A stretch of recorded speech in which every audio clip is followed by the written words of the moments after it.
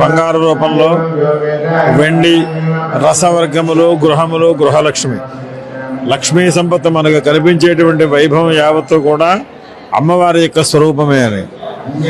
అటువంటి మహాలక్ష్మి అమ్మవారు భక్తులను అనుగ్రహించడానికి విశాఖపట్నంలో బురుజుపేటలో సుమారు 150 సంవత్సరముల క్రితం మన పక్కన ఉన్నటువంటి బావిలో ఉద్భవించారు.